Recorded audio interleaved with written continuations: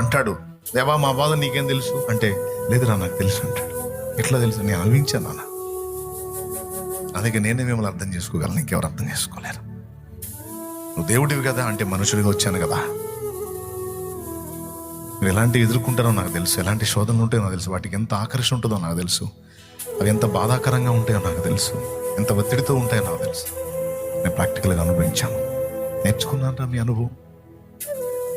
ఇప్పుడు మీరు ఏది ఫేస్ చేస్తున్నారో అదంతా నాకు తెలుసు.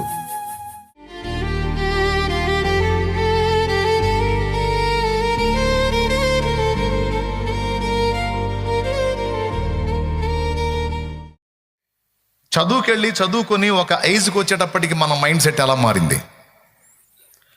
చిన్నప్పుడు అన్నీ నాన్న చెప్పేవాడు మనకి, అన్నీ తప్పులే, పిచ్చి పిచ్చి పనులన్నీ చేస్తాం, పిచ్చి పిచ్చి కోరికలన్నీ కోరుతాం, అవునా? పిచ్చి చేష్టాలన్నీ చేస్తాం. కానీ ఒక ఏజ్కి వచ్చేటప్పటికి అటు చదువు వల్ల, ఇటు సమాజంలో అనుభవాల వల్ల కొంచెం కాస్త అవగాహన పొంది చివరికి ఏ స్థాయికి వస్తామంటే, అది కరెక్ట్ కాదు నాన్న, అలా చేయకూడదు, ఇట్లా చేస్తే బాగుంటుంది అని నాన్నకే సలహాలు ఇచ్చే స్థాయికి వెళ్తాం. ఎంతమంది ఒప్పుకుంటారు?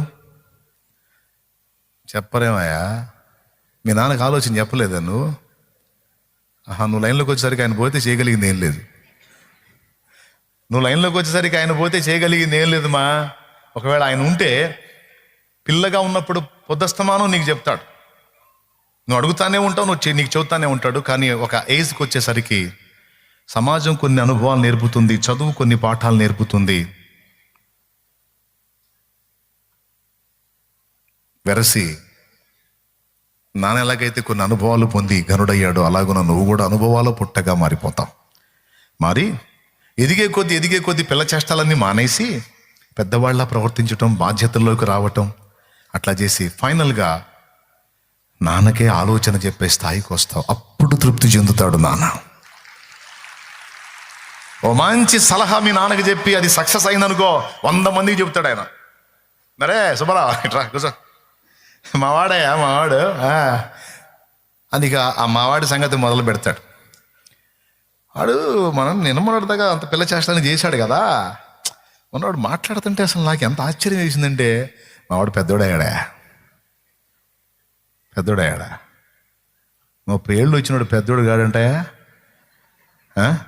30 ఏళ్ళయా? వాడు నిన్నమొన్నటిదా పిల్లోళ్ళనే ఉంటే,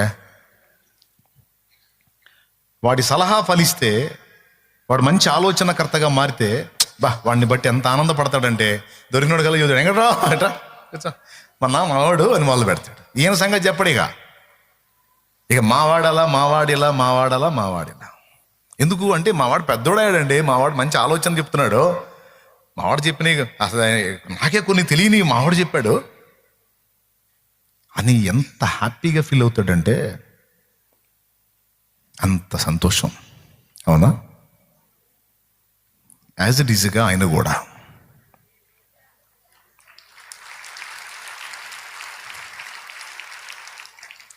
అలాగే.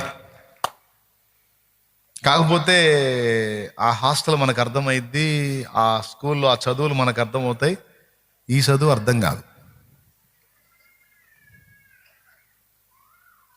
కానీ ఆశ్చర్యం చెప్పనా, ఆ నాన్న మనకు ఫీజు కట్టి హాస్టల్లో చేర్చినట్టు ఈ నాన్న కూడా మనకు కావలసినవన్నీ ఎప్పటికప్పుడు ఇస్తూ ఉంటాడు. కొన్నిసార్లు మనకు కూడా అక్కడికి వెళ్ళాలనిపిస్తుంటుంది, ఎలా ఉంటుందో అని. ఫ్లైట్లో ఎక్కితే పరలోకం తీసుకెళ్తారంటే అప్పు చేశాను ఎక్కేవాళ్ళం. స్తోత్రం. ఏమండి, రాకెట్ ఎక్కితే పరలోకం తీసుకెళ్తారంటే ఆస్తులు అమ్మైనా సరే రాకెట్ ఎక్కేవాళ్ళు. అక్కడ మా నాన్న ఉంటాడు, ఆయన చూడాలి. ఒక పరితాపం, ఒక తపన.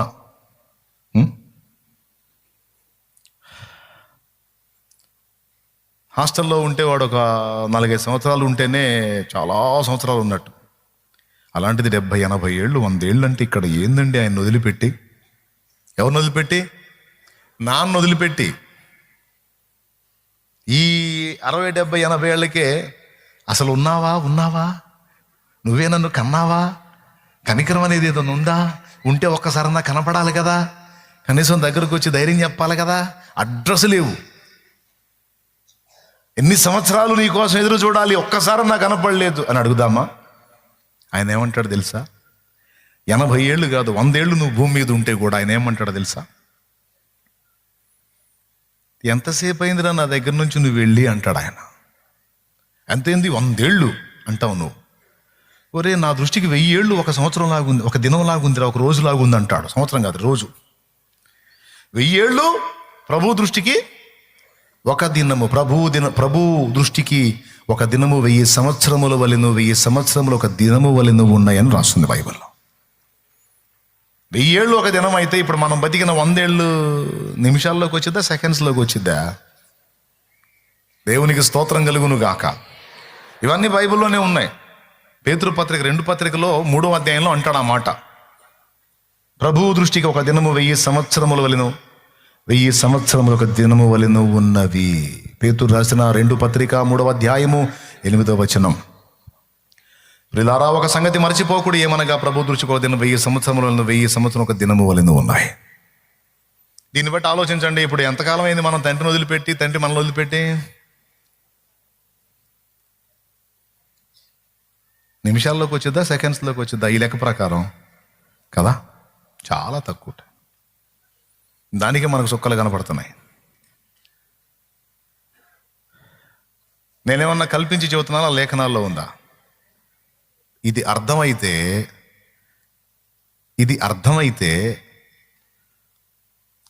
నీ హృదయంలో ఇక ఆనందం, సంతోషం నిరంతరం తాండవిస్తాయి. నీకు ఎదురయ్యే పరిస్థితులన్నీ కూడా నీకు సంతోష కారణాలే అవుతాయి తప్ప దుఃఖ సహితము కావు. అర్థమైందా? మ్యాటర్ అర్థమైతే విద్య సంతోషంగా నేర్చుకుంటాం, అర్థం కాకపోతేనే హింసగా ఫీల్ అవుతాం. హాయిగా ఆడుకునేవాడిని టయానికి తన్ని బడికి పంపిస్తుంటే నేను అనుకున్నాను,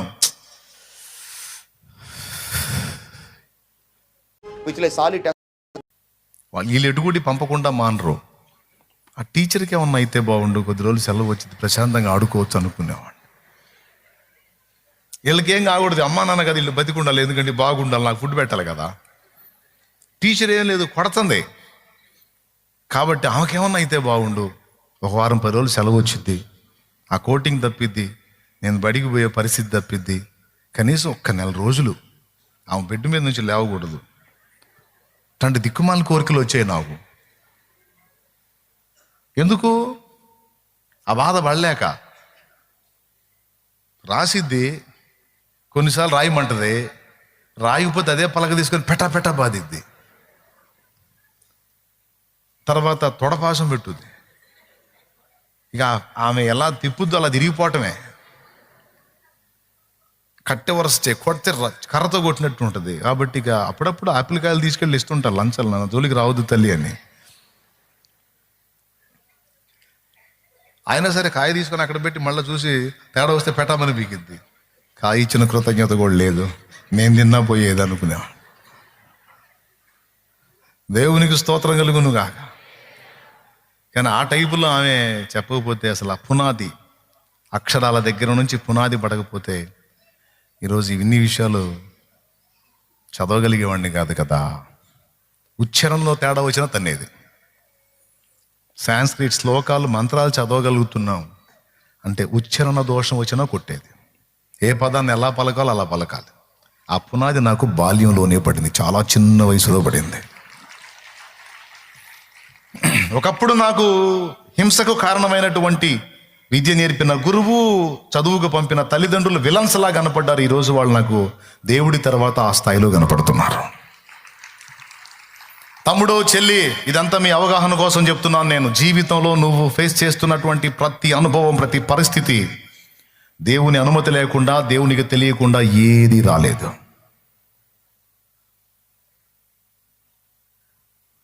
దేవుడు వారు దీని చేత ట్రైనింగ్ పొందడానికి మానవులకు ఏర్పాటు చేసిన ప్రయాసము బహు కఠినమైనది.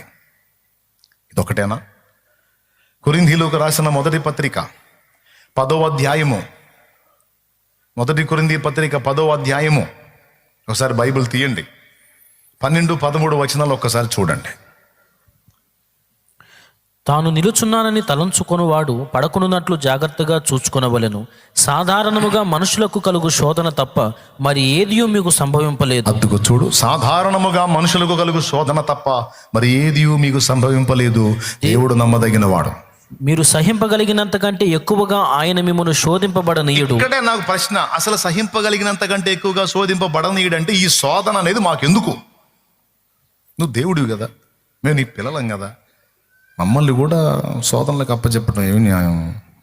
నీ పిల్లలు మమ్మల్ని సుఖపెట్టాలి, నువ్వు ఏ ఇబ్బంది లేకుండా చూసుకోవాలి. అంతేగాని నాన్న నువ్వు తట్టుకోలేనంత కోటింగ్ ఉండదురా, నీకు ఎంత తట్టుకుంటావు అంత కోటింగ్ నాన్న, బ్యాలెన్స్గా ఉంటుందిరా కోటింగ్ అంటే. ఏంది కోటింగ్ లేని జీవితం లేదా? తట్టుకోలేకపోతున్నా. లేదు నాన్న ఎక్కువ కోటింగ్ ఉంటుంది నాన్న, ఎక్కువ వెయిట్ ఉంటుందిరా. వెయిట్ ఎందుకు అసలు వెయిట్ ఎందుకు? అన్ని వెయిట్లు తీసేస్తావని కదా నీ దగ్గరికి వచ్చింది. చాలా వైనంగా చెప్తున్నావు, నువ్వు ఎంత మోస్తావు అంత వేస్తాను నాన్న వెయిట్ అంటున్నావు. ఎందుకు నాయన ఈ వెయిట్లు అంటే? ముందు చెప్పాడుగా, ట్రైనింగ్. సాధారణముగా మనుషులకు కలుగు శోధన తప్ప మరి ఏది మీకు సంభవింపలేదు. దేవుడు నమ్మదగిన వాడంట. నమ్మదగిన వాడైతే మీరు సహింపగలిగినంత కంటే ఎక్కువగా ఆయన మిమ్మల్ని శోధింపబడనీయడు. ఎంత సెగ అవసరం అంత సెగే. ఇంకా ఎక్కువ సెగ తగిలిందంటే నువ్వు మాడిపోతావని తెలుసు. అందుకని మాడనీయుడు, అలాగని ప్రశాంతంగా ఉండనీయుడు. తగినంత సెగ. ఇక్కడ ఇట్లా అన్నాడా? దాంతోపాటు ఇంకొక ఐడియా, ఇంకోటి చెప్తున్నాడు. దేవుడు నమ్మదగిన వాడు, సహింపగలిగినంత కంటే ఎక్కువగా మిమ్మల్ని శోధింపబడనీయుడు. అంతేకాదు ఒక ఆఫర్ మనకి, సహింపగలుగుటకు ఆయన శోధనతో పాటు తప్పించుకున్న మార్గమును కూడా కలుగుజేయును. ఏం టెన్షన్ పడొద్దు. శ్రమలోకి నెట్టిన దేవుడే దాని నుంచి బయటపడటానికి దారి సిద్ధం చేసి పెడతాడు. ఆయన నమ్మదగిన వాడు.